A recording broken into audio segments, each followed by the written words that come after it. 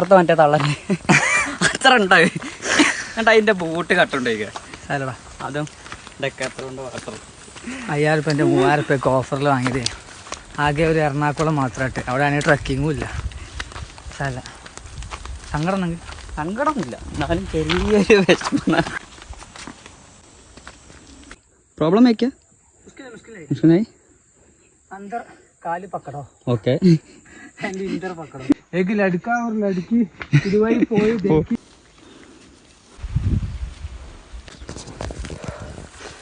എയർപോർട്ടിന് നേരായ ബൈക്കൂടെ അല്ല ഞങ്ങളിപ്പോൾ പോകുന്നത്.